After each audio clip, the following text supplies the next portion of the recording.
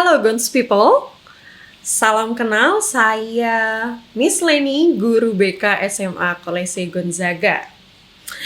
SMA Kolese Gonzaga sebuah sekolah Yesuit atau kolese yang berlokasi di Pejaten Barat, Jakarta Selatan.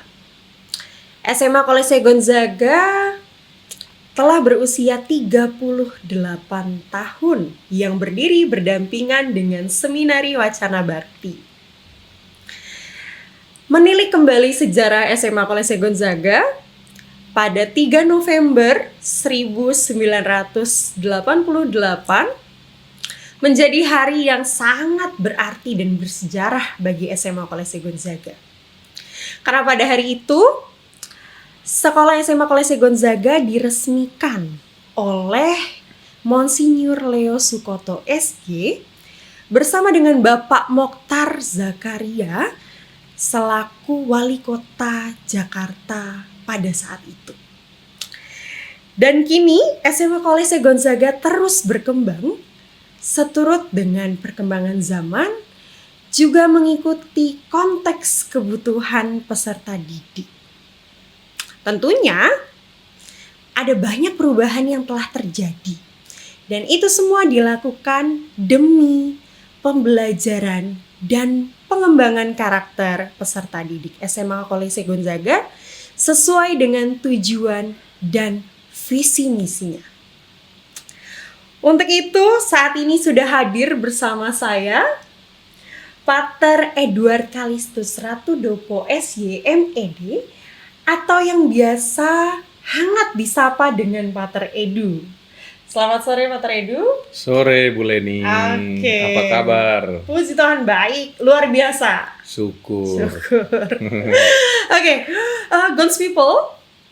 Mungkin Gons People juga pasti sudah kenal tentang Pater Edu gitu ya. Beliau merupakan seorang imam Yesuit dan juga beliau merupakan Kepala SMA Kolese Gonzaga.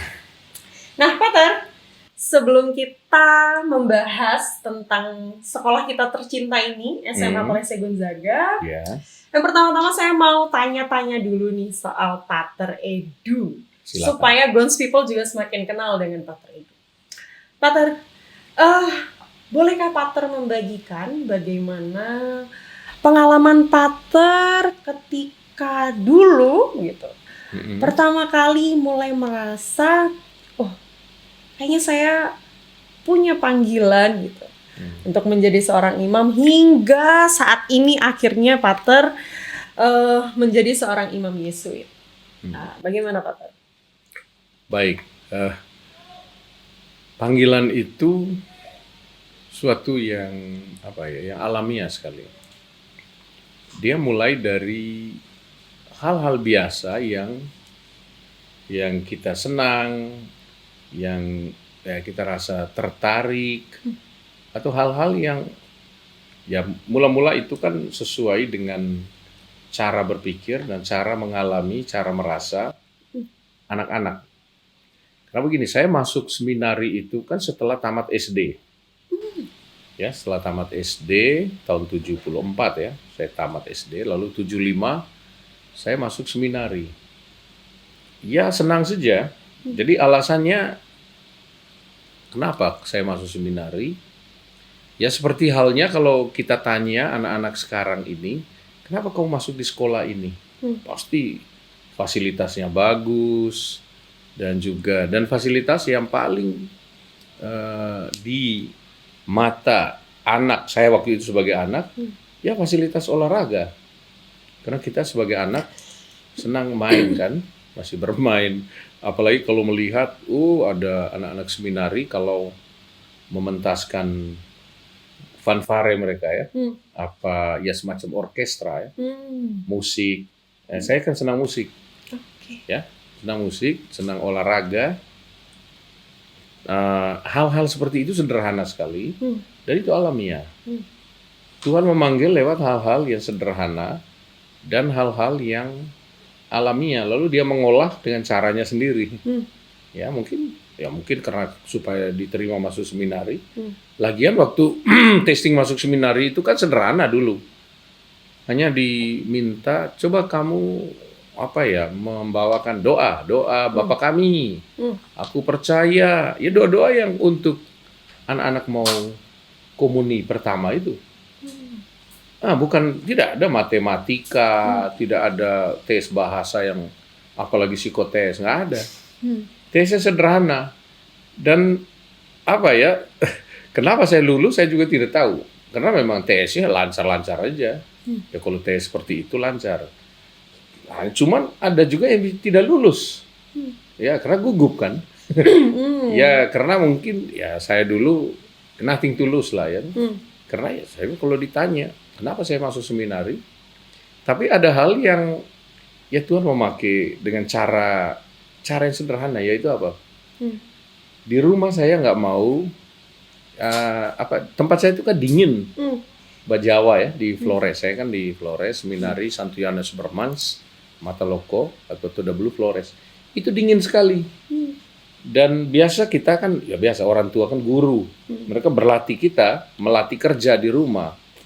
Dan bayangkan saya kalau pagi hari disuruh mencuci piring, cuci periuk lebih-lebih sebelum berangkat ke sekolah. Itu bagi saya suatu hukuman itu. Kenapa? Dingin. Air kita pegang aja udah dingin. Nah, saya berpikir saya akan masuk seminari untuk menyelamatkan diri dari semua itu. Saya nggak akan cuci piring, tidak ada cuci periuk. Dan selamat di sana di seminari saya akan bermain. Kerja saya belajarnya hanya latihan doa. Jadi saya pikir tidak ada matematika atau berhitung atau yang lain-lain. Saya pikir sesederhana itu. Tahu-taunya di seminari kan jauh dari apa yang saya duga. Semua yang saya khawatirkan tuh ya ada semua di sana. Ternyata matematika dulu tuh ya berhitung, ilmu ukur, ilmu pasti itu saya tidak terlalu tidak terlalu kuasai kan, tidak terlalu minat. Tapi bahasa, ilmu sosial, sejarah saya suka. Nah, maka Tuhan menggunakan semua itu. 7 tahun saya di seminari, bayangkan. Ya 6,5 tahun masa itu. Dan saya bertahan. Ya, dari 20-an teman yang itu dari itu yang jadi pastor cuma saya sudah. Dari angkatan saya yang masuk dari seminari menengah sampai akhirnya jadi pastor, itu pun juga saya masuk Yesuit. Luar biasa. Ya, itu pun saya masuk Yesuit. Saya nggak tahu apa memilih saya, padahal yang lain masih istilahnya pandai dan sebagainya. Sementara saya sebenarnya pas-pasan. Tapi kenapa Tuhan memakai saya itu misteri. Nah, saya berjalan yang ngalir aja sampai sekarang. Ya, setelah tamat seminari saya berpikir ya saya mau bercita-cita jadi pokoknya yang berkecimpung di bidang entertain. Karena dulu saya senang musik. Saya suka musik dulu. Latih musik, kita sering main band, main itu ya. Jadi hal-hal yang itu saya berpikir, wah ini ke depan ini saya jadi artis-artis idola saya zaman itu seperti Ahmad Albar, ya toh, Ahmad Albar, siapa lagi waktu itu, EBGAD, nah macam-macam. Itu membuat saya berpikir, wah ini mesti dunia saya. Tetapi, wah ini kalau saya keluar dari pastor, saya keluar atau berhenti di tengah jalan, ya menyakiti hati orang tua kan. Karena ibu saya sangat mengharapkan saya. Bapak saya nggak terlalu tahu. Ibu sangat mengharapkan saya untuk terus. Nah, bagaimana saya untuk tidak terus? Nah, saya memilih masuk Yesuit. Ya karena bagi seorang Flores, anak Flores dari seminari itu, yang masuk Yesuit kan banyak dari Jawa kan, Serikat Yesus. Maka plesetnya Serikat Yesus itu Serikat Jawa. Ya banyak orang Belanda juga, cuman namanya aja kelakar ya, plesetan. Jadi yang dari Flores itu ya boleh dikatakan hampir dipastikan mungkin tidak akan terus. Ya karena faktor latar belakang budaya dan sebagainya. Lah istilahnya boleh dikatakan menurut pemikiran kami pada saat itu tuh ya kalau memilih masuk Serikat Yesus itu sama aja dengan kamu memilih untuk keluar sebetulnya. Nah, tapi saya kan punya alasan. Jika tidak diterima, ya bukan salah saya. Tahu-taunya Tuhan memilih Lanjut terus. ternyata saya diterima. Hmm. Wah, ini kalau Tuhan sudah apa istilahnya, Tuhan sudah mau, udah punya mau, Ya. kamu mau hindari bagaimana, tidak akan berhasil. Hmm. Maka jadilah saya akhirnya ya di novisiat ya oke-oke saja. Jadi nyaman-nyaman aja, saya senang masuk novisiat, menikmati, saya enjoy. Jadi dalam serikat sejak masuk novisiat itu saya enjoy betul. Ya, karena Serikat Yesus itu bagi saya tempat, atau bukan tempat, tapi suasananya sangat mendukung, ya, sangat mendukung perkembangan kita secara pribadi. Ya, saya merasa saya diperkembangkan dan ditumbuhkan di dalam Serikat Yesus, sehingga saya merasa tidak ada alasan saya untuk lari dari panggilan Tuhan. Ya, bahwa ada tantangan ini dan itu, ya pasti mana ada ya godaan ini dan itu untuk ya istilahnya mungkin ya saya punya cita-cita dulu tuh ada kemungkinan bisa, karena saya sudah di Jawa dan saya bisa ya nyeberang gitu dari Serikat Yesus. Saya mungkin yang seperti dulu saya berpikir antara saya belajar ekonomi, kemudian dapat duit, ya lalu bikin usaha produser, antara dua, produser film saya suka, atau itu produser yang bikin seniman-seniman, artis-artis dan sebagainya, entertain. Ya, itu maka saya paling suka bagaimana melihat anak-anak yang berbakat itu ditumbuhkan dan berkembang, karena itu memang pesan saya. Melihat anak-anak itu bertumbuh, berkembang, itu bahagianya saya itu. Luar biasa, baik. Nah itu, jadi ya sampai sekarang, 92 saya ditabiskan. Ya, 92 saya ditabiskan imam di Jogja sebagai imam Yesuit. Tapi sebelumnya kan saya 3 tahun itu tuh kan di Kolese Canisius. Setelah novisiat 2 tahun di Girisonta, kemudian tahun 83 mulai studi filsafat di Driankara ya. Lalu lanjut 3 tahun saya tahun orientasi kerasulan di Kolese Canisius. Jadi saya memang sejak tahun 86 sampai 89 itu yaitu Kolese Canisius. Nah waktu itu kebetulan juga kan Gonzaga baru didirikan sekitar tahun 87 kan dimulai. Nah, bersama waktu itu ya Romo de Ros kan. Nah Romo de Ros itu kepala sekolah ketika saya masih frater talk di Kolese Canisius. Jadi saya bersama waktu itu dengan Romo de Ros. Sehingga bagaimana cikal bakalnya, gimana ya sebagai frater saya tahu bagaimana Gonzaga ini awal-awalnya gitu ya. Sebagai Canisius unit selatan. Nah, saya sebagai frater waktu itu juga turut terlibat di dalam ya apa ya mengintroduksi, kayak orientasi anak-anak Canisius unit selatan ini juga untuk menjadi orang anak Kolese gitu. Gimana? Laki semua, belum ada perempuan. Nah, itu ceritanya bagaimana saya sejak awal sejak muda itu sudah mempunyai punya kaitan dengan Gonzaga ini. Nah, jadi bukan baru sebenarnya. Nah, hanya setelah itu saya ke Jogja dan saya tabisan 92. Akhirnya saya setelah tabisan selesai studi lisensiat saya di bidang teologi. Karena maksudnya saya itu teologi, kemudian belajar teologi untuk apa? Untuk supaya saya bisa melayani di pastoran mahasiswa di UI. Di mana tuh di Depok itu ya, Margonda.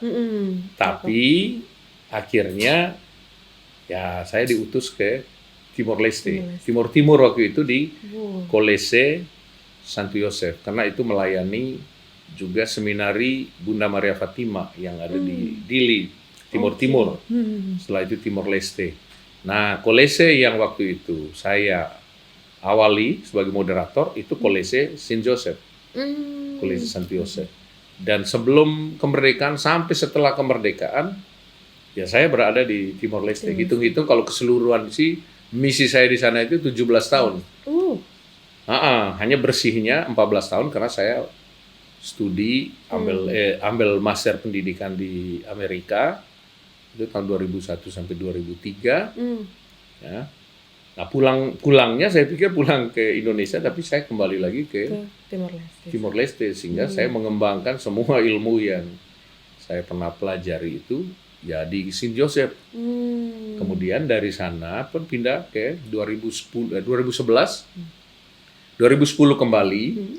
Nah, saya berpikir kembali dari Timor Leste, saya mau dalami tentang multimedia.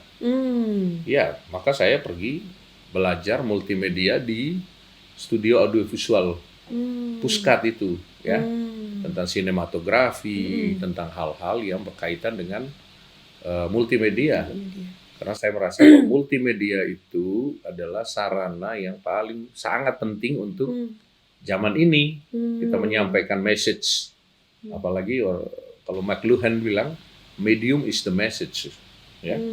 Jadi kalau kita gunakan multimedia, kita menyampaikan message itu sendiri. Dan memang betul bahwa pendidikan tidak disangka kan pandemi datang. Iya. Nah ketika pandemi datang saya di Kanisius. Ya saya sudah siap semua karena ternyata memang betul mengantisipasi. Saya akhirnya kembali mengabdi di Kanisius, di Kolese Kanisius kan, SMP tahun 2011, akhirnya ke SMA 2016, sampai akhirnya 2023 saya diutus ke Kolese Gonzaga ini. Itu ceritanya sampai saya sekarang berada di sini di Kolese Gonzaga yang nyaman dan indah ini. Oke, luar biasa. Ya. Pater, kalau misalnya saya tadi mendengar cerita Pater, rasanya tuh benar sekali ya. Memang Tuhan tuh selalu punya cara-cara unik yang mungkin kita tidak kepikiran ya Pater, dan sangat sederhana. Kalau yang mungkin selalu saya ingat itu, Tuhan itu selalu menyentuh kita, masuk lewat cara kita, keluar lewat caranya Dia. Betul sekali. Mulai dari menghindari piring lah, baju lah, sampai akhirnya Tuhan olah betul sampai akhirnya sekarang ini justru Pater punya menemukan passionnya untuk itu tadi bertemu dengan anak-anak muda, dan Pater juga bisa melihat dan memahami ini sebenarnya apa yang dibutuhkan oleh anak-anak ini. Luar biasa. Nah, Pater, berarti kan kurang lebih kalau Pater bergabung di Kolese Gonzaga tahun 2023 kurang lebih sudah 1,5 tahun ya Pater. Sudah 1,5 tahun berjalan. Bagaimana sih Pater kesan Pater gitu ketika bertemu dengan siswa-siswi SMA Kolese Gonzaga? Gini, kesan saya pertama ya, anak-anak Gonzaga ini kan putra-putri. Ya. Sudah cukup lama saya ya pernah di konteks yang putra-putri di Kolese Saint Joseph. Tapi Kolese itu di Timor Leste ya, Timur-Timur. Dan konteks pendidikannya itu kan pendidikan boleh dikatakan Spartan.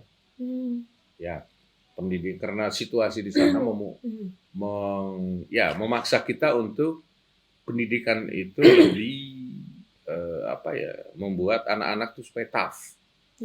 Karena situasi yang menuntut demikian.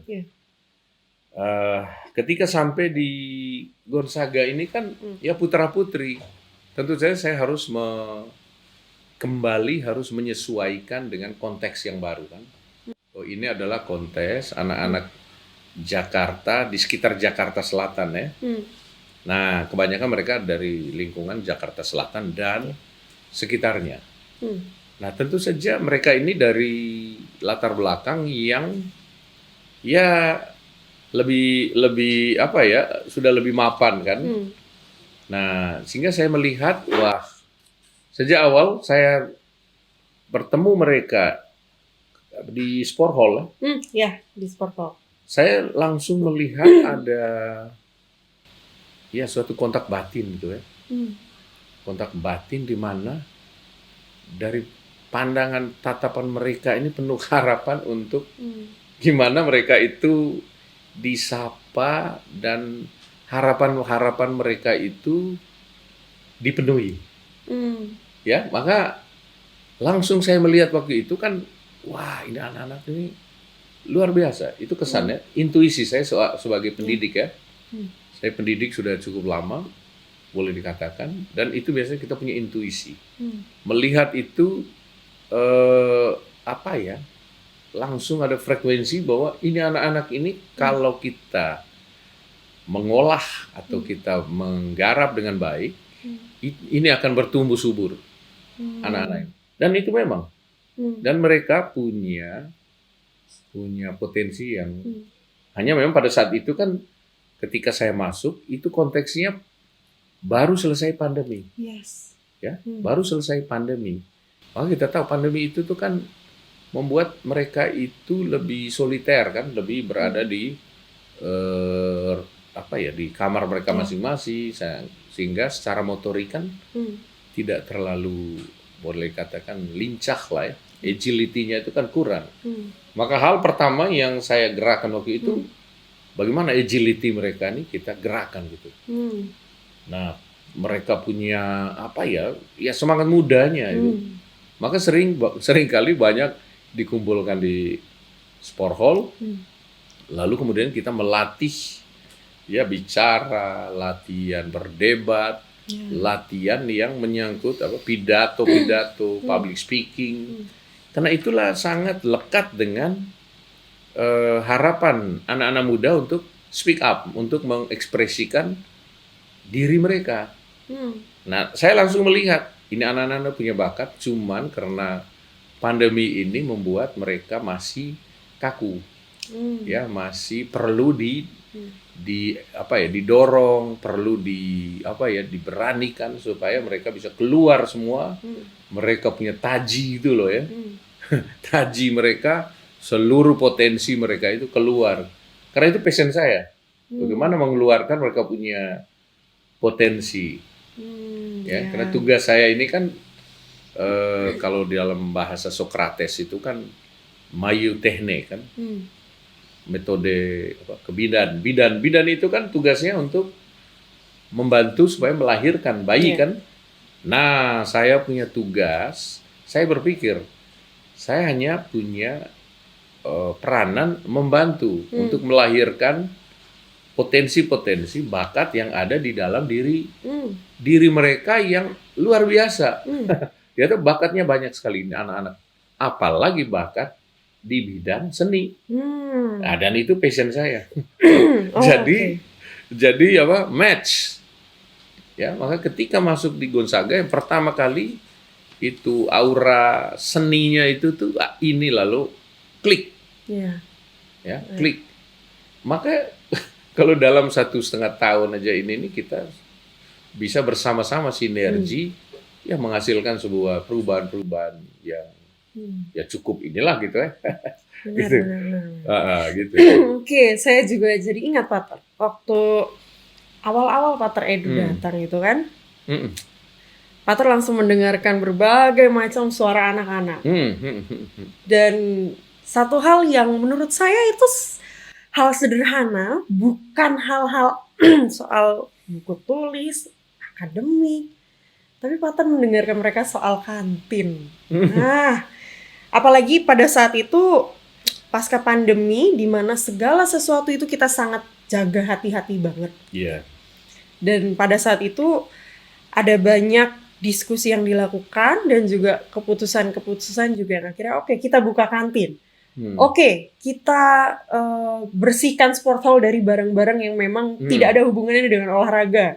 Kita cat ulang lapangan olahraga. Kita buat ini dan itu.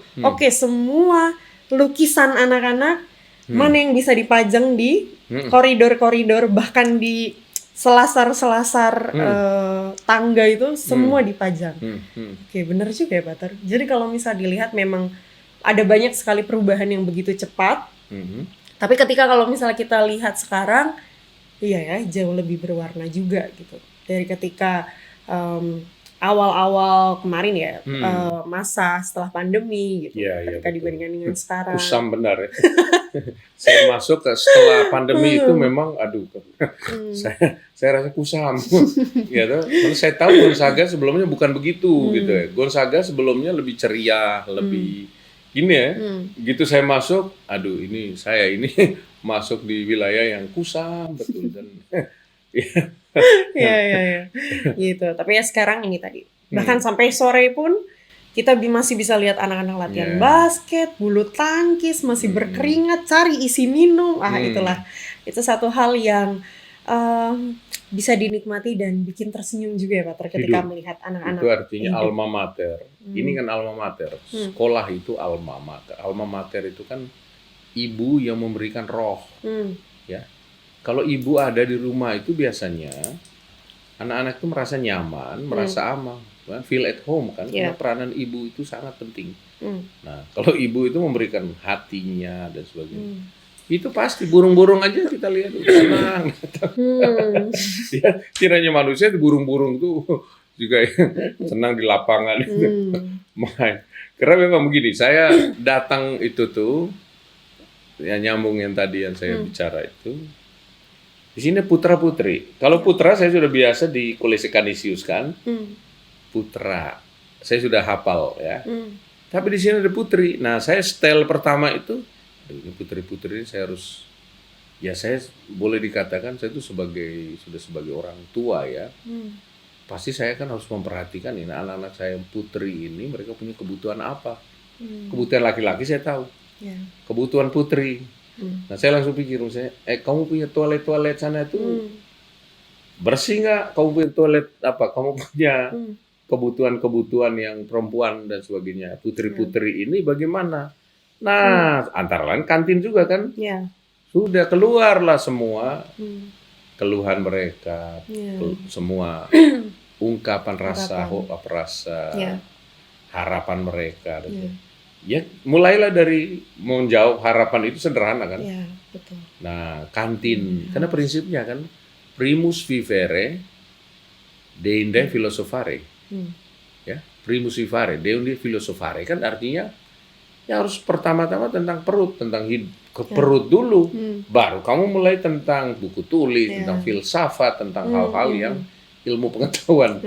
Nah, kalau anak-anak itu perut mereka itu sudah nyaman, nah itu yang lain akan menyusul, segalanya akan ditambahkan padamu. Ya. Amin. Carilah dulu kerajaan Allah. Nah, kerajaan Allah itu ya perut, itu antara lain, toh.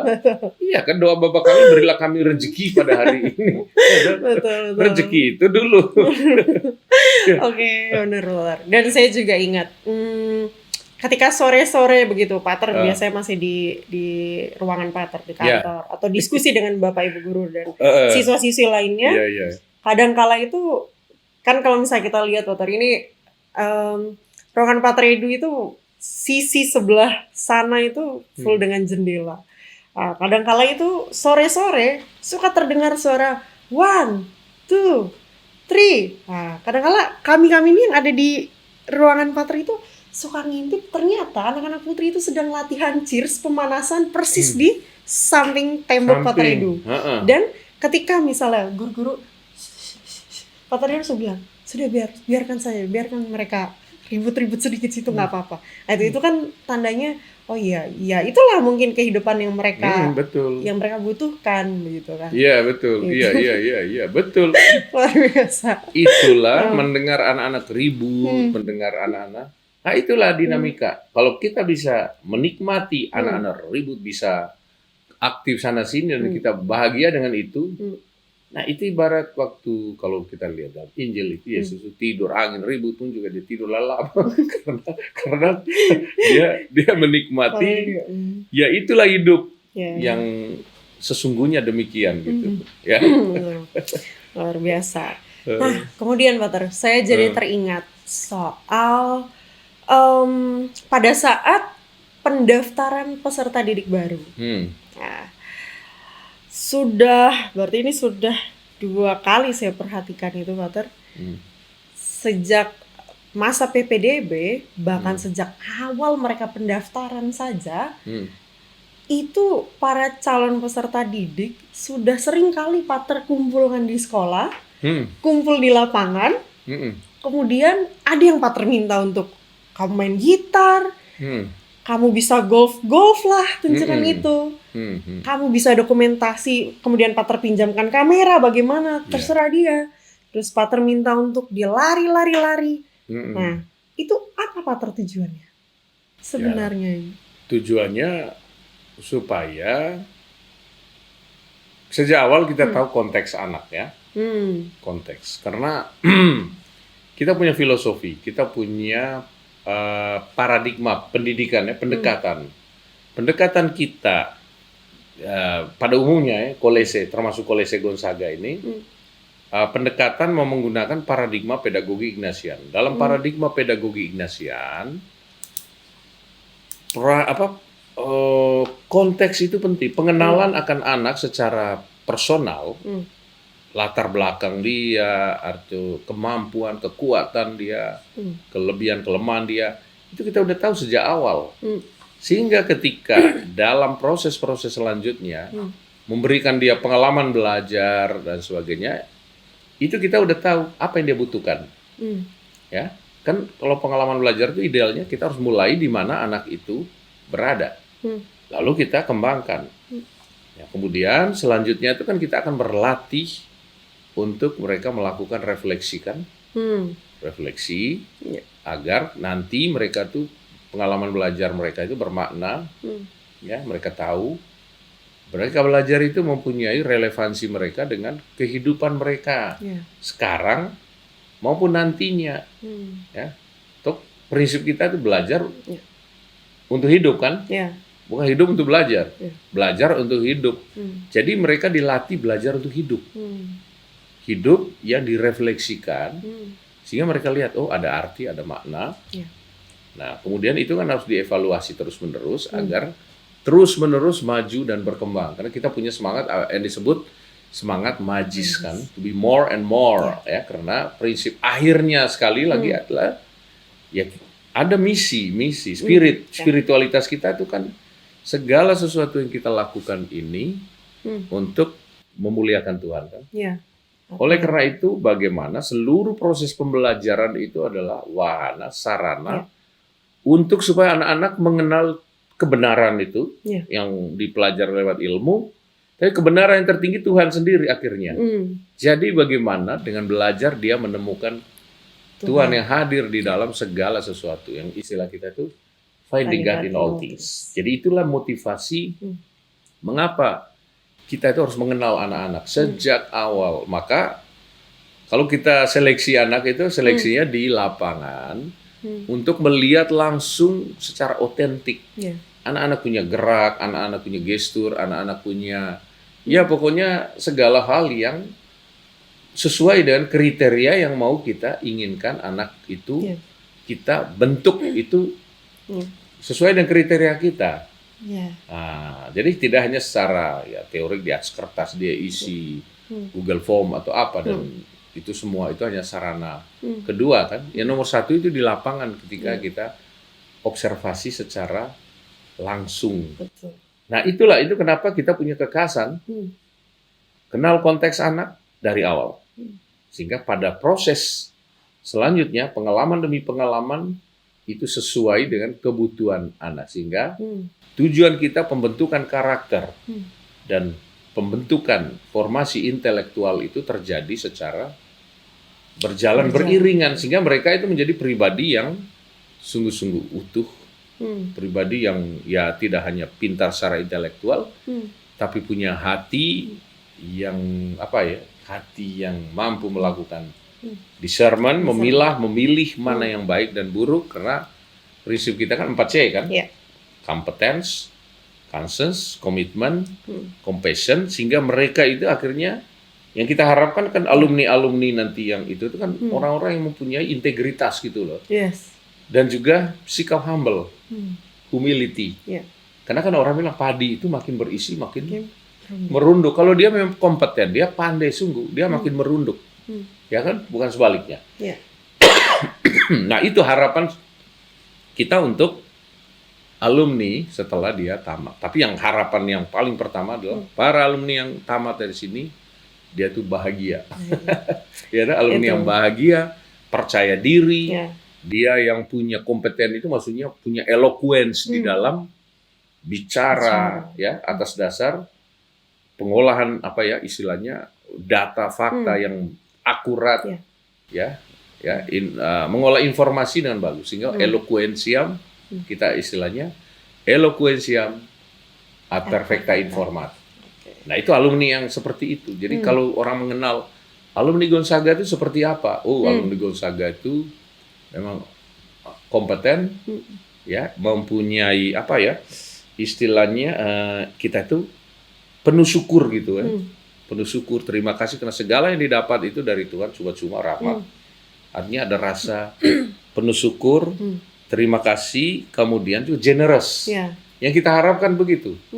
Ya, orang-orang yang generous, kemudian discerning ya, punya kemampuan melakukan discernment.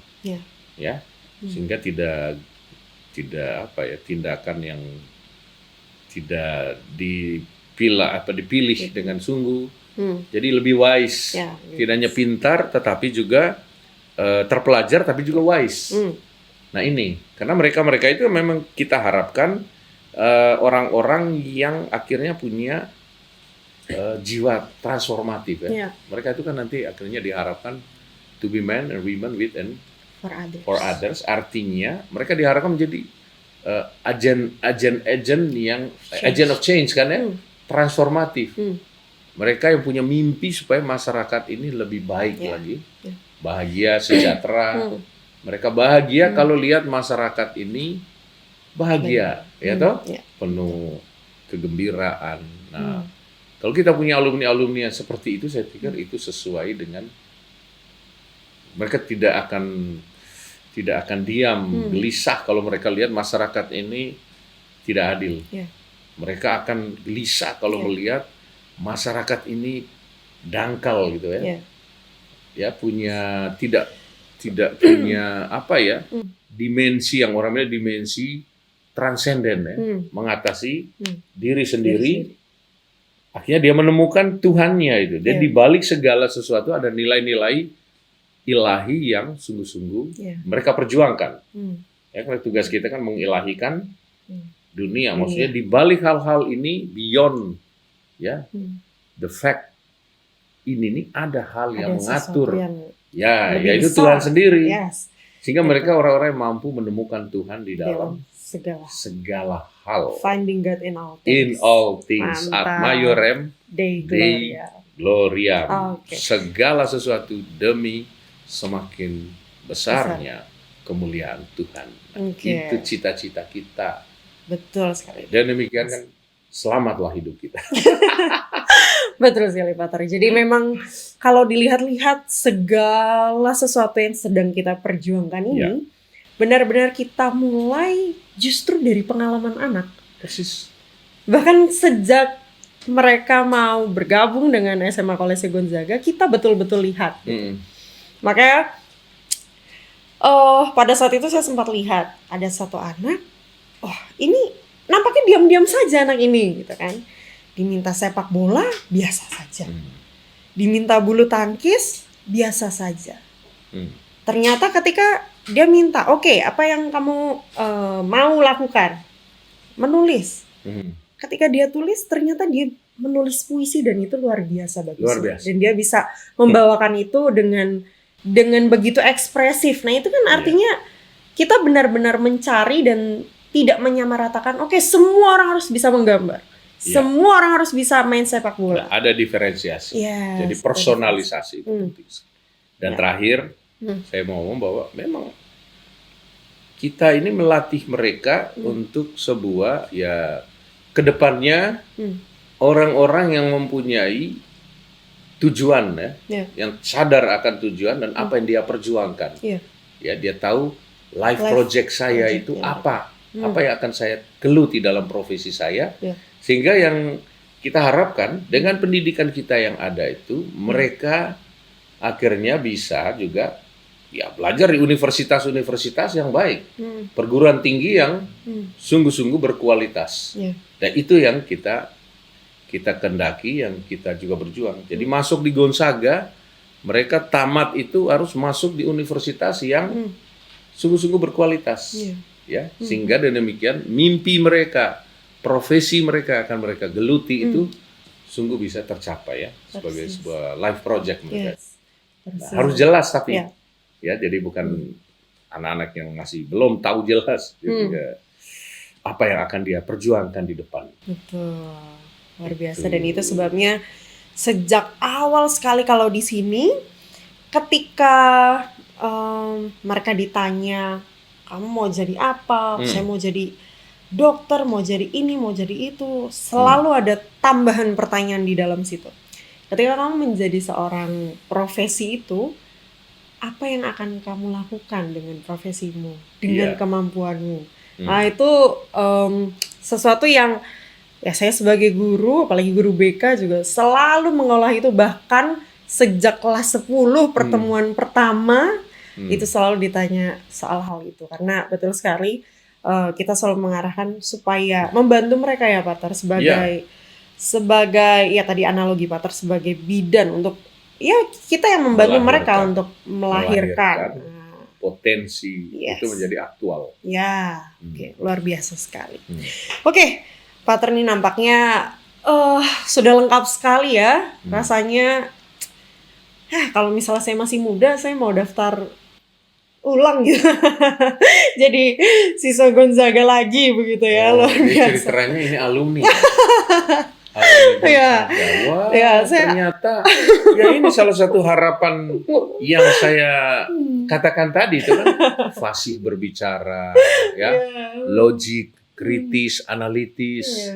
Nah, tapi ingat satu hal yang harus bisa mengeksekusi, betul.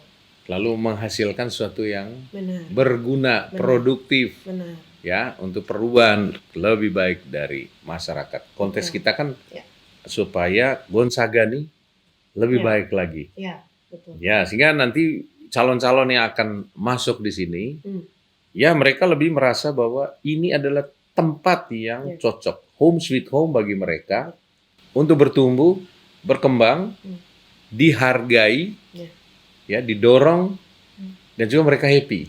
Ya, happiness means everything. Ya, kalau sekolah membuat mereka tidak bahagia, yang saya ya inginkan itulah ya. Ketika mereka pulang ke rumah mereka bercerita, "Mak, tadi saya gini dengan penuh antusias." Nggak perlu orang tua tanya, "Tadi di sekolah itu kamu gimana?" Dia begitu menginjakkan kaki di rumah, wah dia bercerita. Ini yang tanda indikator bahwa dia bahagia di sekolah. Betul sekali. Ya dia bisa cerita bahwa, "Mah, ini seragamku kotor karena hari ini aku dibolehin Pater Edu bikin mural."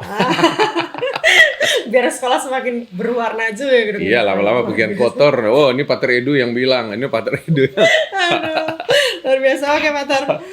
Terima kasih. Ya, baik. Terima kasih banyak Pater untuk sharingnya begitu ya. Semakin kalau saya pribadi gitu, Pater, seperti yang saya sampaikan, rasanya pengen lagi gitu jadi anak Gonzaga. Meskipun ya itu tadi ya Pater, ada banyak hal yang harus saya lakukan, tapi itulah justru sarana supaya saya tuh bisa benar-benar menemukan diri saya sesungguhnya dan menjadi pribadi. Kalau saya sebaliknya. Apa Pater? Saya kalau bayangkan, saya kalau menjadi anak Gonzaga seperti saat ini, wah saya tidak mampu.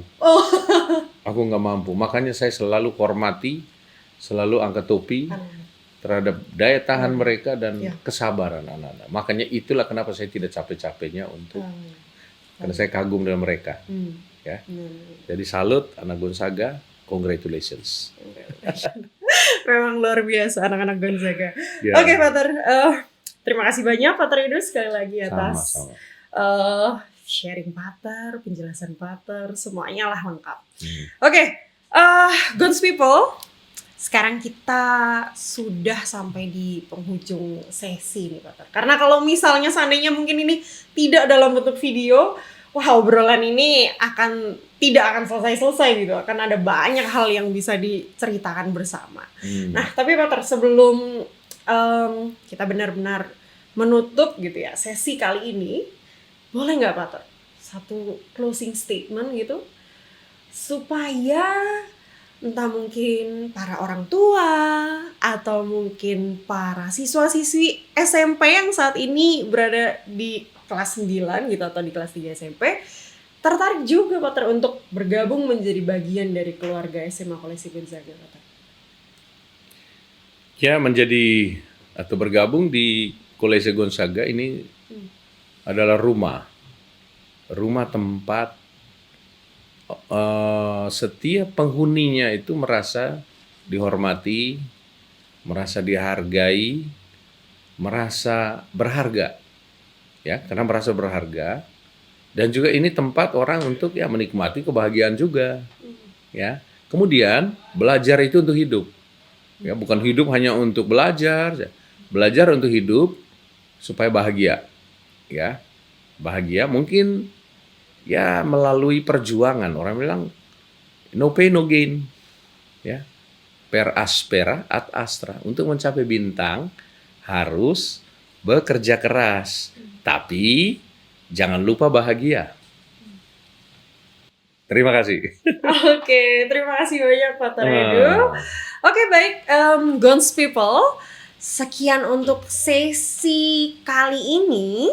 Nanti kita akan ketemu lagi atau berjumpa lagi di sesi-sesi berikutnya. Itu saja dari saya. Sekali lagi terima kasih banyak Pater Edu. Kembali. Oke, baik Gons People, saya dengan Miss Leni pamit undur diri. Terima kasih banyak. Ad Maiorem Dei Gloria.